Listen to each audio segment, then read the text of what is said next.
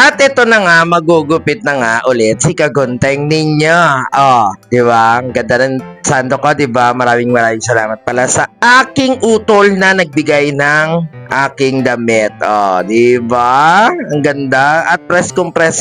At hindi ko pa nga nabubuksan yan. Ilaw na yan kasi sa akin talaga maliwanag na. At napapansin nyo ay binago ko ang aking pwesto dito sa aking pagupitan kasi yung bintana na yan natakpan ko ng salamin. At yung salamin ay nakalagay dito sa bintana kaya kasi mainit.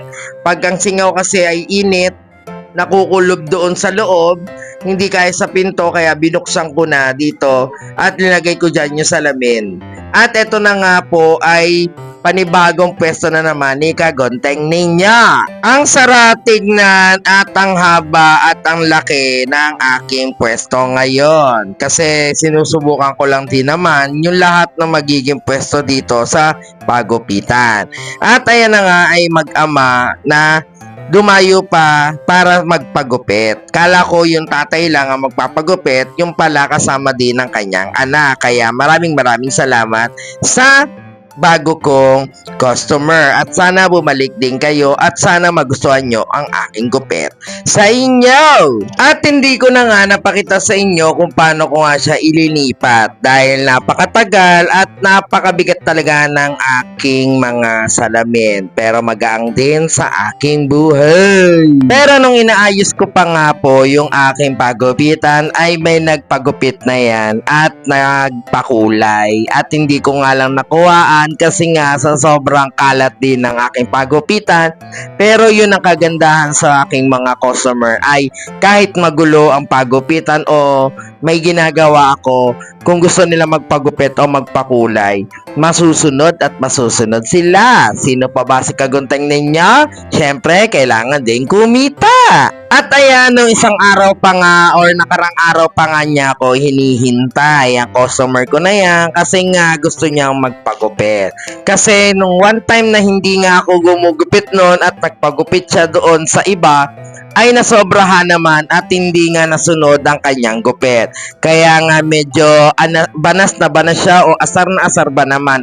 Pero sabi ko, hindi basta-basta rin ang mga manggugupit kasi kung ano yung alam nila, yun lang din ang alam nila. Pero sabi nga pagpasensyahan na nga lang, diba? At ayan na nga, sinusimulan ko na nga, inaayos ko na nga ang kanyang gupit at sila ay maglolo naman. O, di ba? Kanina mag-ama, ngayon maglolo. At ito yung mga regular customer ko na noon at noon pa, mga ilang taon na rin ang nakalipas, hindi rin naman sila lumilipat or nakapagpagupit na rin naman sila sa iba kasi nga may emergency or automatic na kailangan talaga nilang magpagupit. Kasi halimbawa na kagaya sa school, wala talaga ako, talagang kailangan talaga nilang magpagupit. Ganon. Ayun nga yung tip ni Kagunteng ninyo na alagaan at ayusin ang ating gawa para sa pabalik-balik na rin ng mga customer at hindi naman sila nagsasawa. Kaya nga nung nakaraan ay may nakausap akong ibang customer din na bakit daw naging marami raw tao sa aking pagupitan. Kaya nga nag-iisip nga daw siya, nag-iisip na kaya daw pala lagi akong may customer ay hindi daw ako bored na manggugupit. Ibig sabihin kahit sino ay na kakausap ko at hindi daw naboboard dito sa pagupitan. Kasi nga, sabi ko nga, ang tip ni Kagunteng, kausapin nyo yung customer nyo o kaibiganin nyo ang iyong customer para nga maging kapalagayan ng loob nyo para hindi na sa susunod ay hindi na sila mahihiya na pumasok o magpagupit sa iyo. Parang kaibigan lang ba? Ganon. Yan nga yung sinasabi ko sa iyo, hindi pa nga ako tapos doon sa dalawa, may dumarating na naman na customer. Kaya sana all ganon karaming customer. Hindi naman laging ganon. Kaya sabi ko nga okay lang na pa isa-isa o pa dalawa-dalawa. Wag lang akong pipilahan kasi nga sa sobrang pagod, baka bumigay na naman ang aking katawan. At dun nga sa mga nagtatanong at bakit daw ako mag-isa sa aking pagupitan. Ganun talaga, mag-isa lang din talaga ako. At baka na lang sa susunod naman pag naayos-ayos na tong pagupitan at okay na ay pwede na rin naman ako mag-hire. Pero sabi ko nga habang kaya ko, sige lang. Kasi mababago na naman yung mga customer.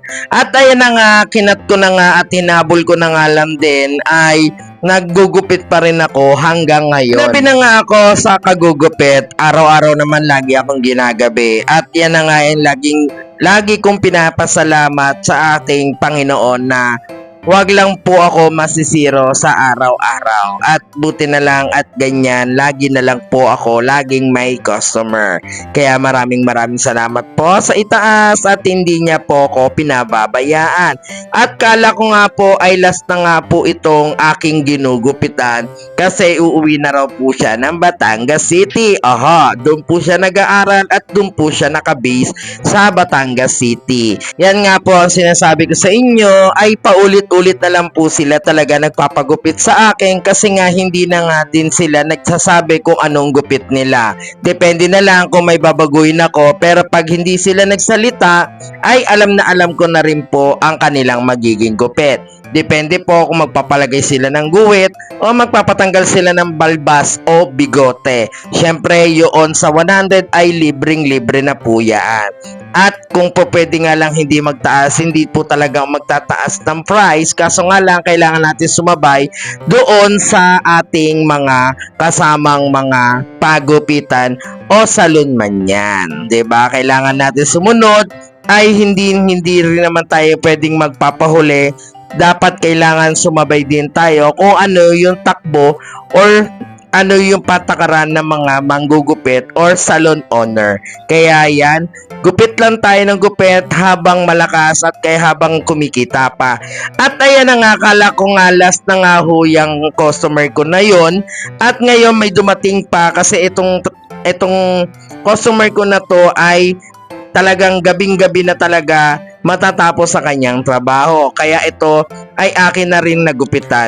At ayan na nga, kung nagustuhan nyo ang aking video, paki-like and share. At maraming salamat po pala sa suporta at sa mga sumusuporta pa rin at susuporta pa rin sa aking video at sa aking vlog. Kaya maraming salamat sa inyo. By the way, I'm Kuya Jack, kagunting ninyo. Maraming salamat po at bye-bye! Thank you!